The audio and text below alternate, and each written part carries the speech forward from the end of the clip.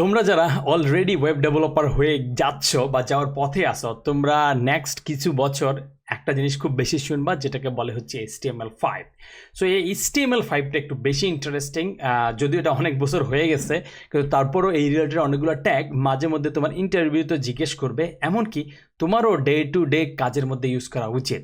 তো এতগুলা ট্যাগের মধ্যে একটা দুইটা ট্যাগ খুব বেশি ইম্পর্টেন্ট বা ইন্টারেস্টিং, সেগুলো হচ্ছে অডিও এবং ভিডিও ট্যাগ। সো ফার্স্টেই আমরা যেটা নিয়ে কাজ করব সেটা হচ্ছে অডিও ট্যাগ।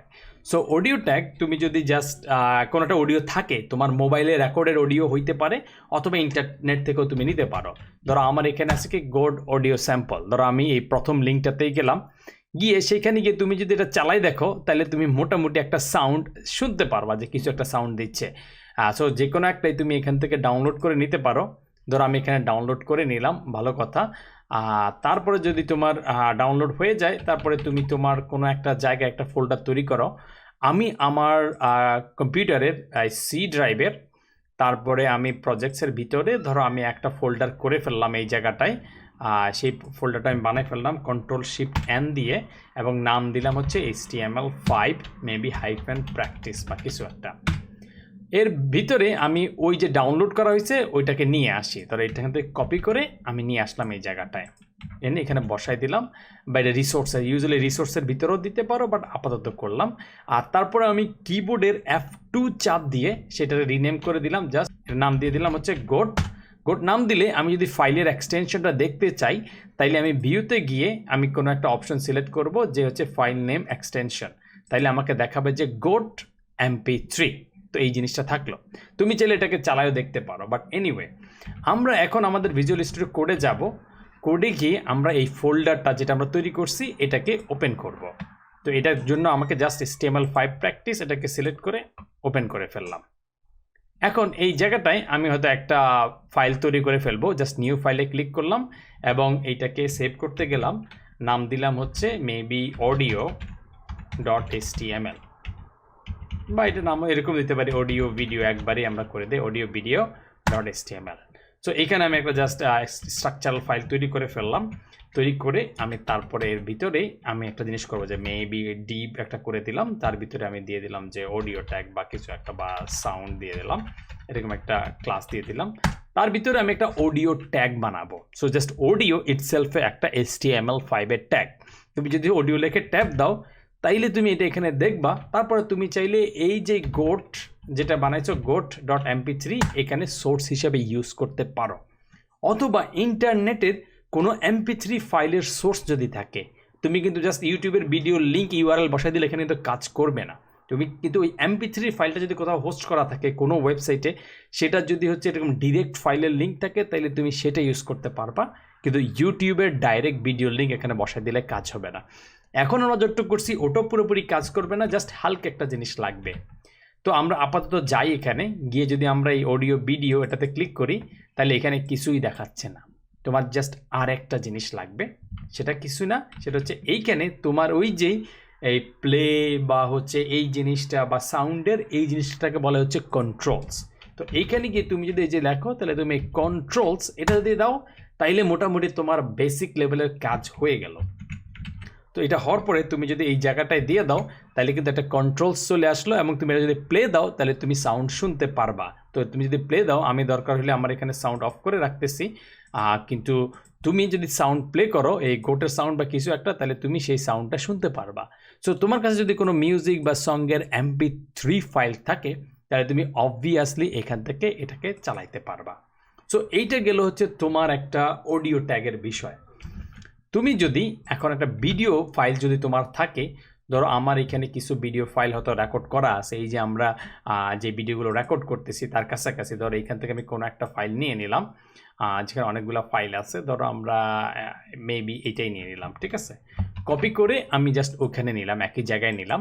বা আমি এটা চাইলে হচ্ছে মিডিয়া নামে একটা ফোল্ডারও করতে পারি, যে মিডিয়া টাইপের আমার যত মিডিয়া আছে সবগুলো একটা জায়গার মধ্যে রাখি, তাহলে একটু অর্গানাইজ থাকলো মিডিয়া।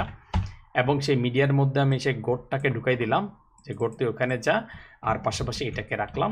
এটার নামটা F2-তে চাপ দিয়ে চেঞ্জ করলাম, মেবি লেকচার বা কিছু একটা দিলাম, ভালো কথা।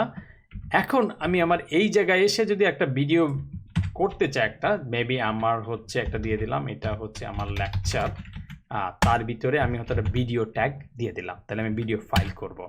এখন চাইলে আমি এখানে দিতে পারি আমার এই মিডিয়া ফোল্ডারের ভিতরে আমার আছে কি lecture.mp4, আর এটাকেও নামটা যেহেতু আমরা চেঞ্জ করছি মিডিয়া করে দিই। ভালো কথা। এখন যদি আমি ওয়েবসাইটে যাই, আমার যে ওয়েবসাইটটা আছে এটা যদি রিলোড করি, তাইলে এই ভিডিওর যে ফাইলটা আছে একটা ইমেজের মতো আমাকে দেখাবে, যেটাকে বলে থাম্বনেইল, কিন্তু এটাকে আসলে ক্লিক করার মতো আমি আসলে কিছু এখানে দেখতেছি না। চাইলে এটা সাইজ টাইজ এসব ভাবে যাবে চেঞ্জ করতে পারি, কিন্তু ক্লিক করার মতো আমি কিছু পাচ্ছি না। সেটার জন্য তোমাকে হালকা একটা কাজ করতে হবে, কিছুই না, ওই যে কন্ট্রোলস, এই তোমার প্লে বা সাউন্ড বা প্রগ্রেস বার কতটুকু দেখা হয়েছে এগুলো সব কন্ট্রোলসটা দিলে তখন সে কন্ট্রোলসটা অ্যাড করবে। সো এরপরে তুমি যদি এখন এটা করো, তাহলে তুমি এখানে দেখবা এই যেই তোমার ইউটিউবের কাছাকাছি এই কন্ট্রোলগুলো চলে আসছে। ফুল স্ক্রিন করতে চাও না কিছু একটা, তারপরে এইভাবে তুমি সেটা প্লে করে দিতে পারো। সো প্লে করে দিলে সেটা চলতে থাকবে, বা এই যে এখানে আমি কিছু একটা করতেছি বা কিছু একটা তুমি প্রগ্রেস দেখতে পারো কোনো একটা জায়গায়। সো এইভাবে তুমি কোনো একটা যদি ভিডিও ফাইল থাকে তাহলে ভিডিও ফাইলটাকে তুমি সেই হিসাবে চালাই দেখতে পারো আর কি। সো এই রিলেটেড লাস্ট যে কোশ্চেনটা হয়তো সবাই জিজ্ঞেস করতে পারে যে ইউটিউবের ভিডিও আমরা কীভাবে চালাবো আর কি। সো ইউটিউবের যে কোনো একটা ভিডিও তুমি নিতে পারো। ধরো আমরা দরকার ইউটিউবে গেলাম, গিয়ে আমরা হয়তো প্রোগ্রামিং হিরোর ইউটিউব চ্যানেলে গেলাম, যে প্রোগ্রামিং হিরোর এই ইউটিউব চ্যানেলে গেলাম, যাওয়ার পর আমরা এখান থেকে কোনো একটা ভিডিও নিয়ে নিলাম যে ইউটিউবের প্রোগ্রামিং হিরোর মেবি এইখান থেকে 7 sectors to become a web developer বা এরকম কিছু একটা নিলাম। নিলে প্রত্যেক ভিডিওতেই তুমি দেখবা নিচের দিকে এই শেয়ার নামের একটা অপশন আছে। তো এই শেয়ার অপশনে যদি ক্লিক করো তাহলে অনেক বিভিন্ন অপশন আছে, তার মধ্যে একটা হচ্ছে এমবেড। এমবেড দিলে তোমাকে একটা HTML কোড দিবে, যেই কোডটা হচ্ছে আইফ্রেম। সো আইফ্রেমটা একটা ইন্টারেস্টিং জিনিস। আইফ্রেম হচ্ছে এমন একটা জিনিস যেটা হচ্ছে ধরো তোমার অন্য একটা ওয়েবসাইটের কোনো একটা জিনিস আছে, সেটা তুমি তোমার ওয়েবসাইটে দেখাবা, কিন্তু পুরো জিনিসটা তুমি কিন্তু এই তোমার ওয়েবসাইটে কোড করবা না, কিন্তু ওদের ওয়েবসাইটের কোড বা কন্টেন্ট ওই জিনিসগুলো এটাকে বলে রেন্ডার হবে তোমার ওয়েবসাইটে। সো এটা কিন্তু তোমার এর ভিতরে অনেক হাবিজাবি জিনিস থাকবে, এটাকে তুমি এখান থেকে কপি করে নিতে পারো।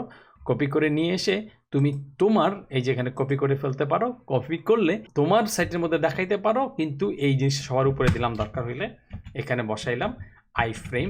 এই জিনিসটা তুমি যদি তোমার এই ওয়েবসাইটে দেখতে চাও তাহলে সবার উপরে এই এই এই ভিডিওটা চলে আসলো সবার উপরে, এবং আসলে তুমি এই ইউটিউবের ফুল ভিডিওটাই তুমি এখানে প্লে করে দেখতে পারো, বা তুমি যদি কিছু একটা করো সেটা এই জায়গাটায় করতে পারো। সো ইউটিউবের ভিডিও না, শুধুমাত্র তোমার যদি গুগল ফর্ম থাকে বা অন্যান্য জিনিস থাকে, অন্যান্য ওয়েবসাইটের কন্টেন্ট, ওগুলো কিন্তু কিছুই তুমি হোস্ট করতেছো না, তাইলে সেখান থেকে তুমি একটা আইফ্রেম তৈরি করে নিয়ে এসে এখানে দেখাচ্ছ। এবং আইফ্রেমের কন্টেন্টগুলো তুমি যদি দেখো, এখানে ধরো ভিউ আমরা যদি দেখি, আমাদের এই র্যাপ ভাই কই টেক্সট কই এডিটর লেআউট মেবি, আচ্ছা এডিটর লেআউটের দরকার নাই, বা এডিট যাই হোক, কোথায় আমাদের র্যাপ গেল, কই র্যাপ তো ভিউর মধ্যে থাকার কথা ছিল।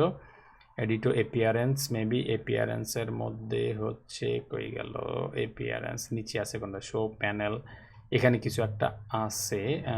এইখানে যদি না হয় তাইলে ভিউ এডিটর লেআউট ওটার দরকার নাই আমার। আচ্ছা ভিউর মধ্যে এখানে গেছে এই যে টগল ওয়ার্ড র্যাপ, এটাই খুঁজতেছিলাম।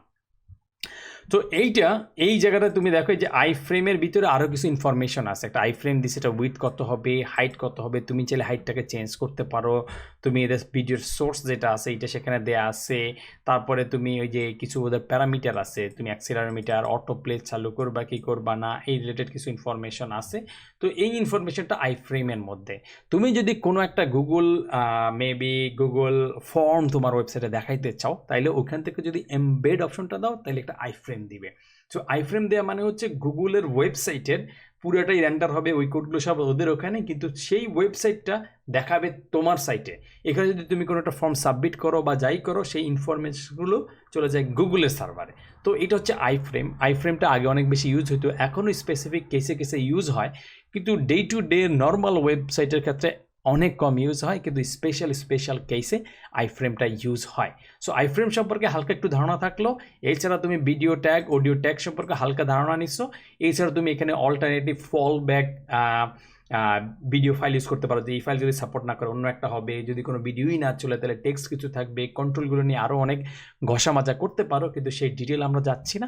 এই ভিডিওটা আপাতত এখানেই থাকলো, দেখা হবে নেক্সট ভিডিওতে।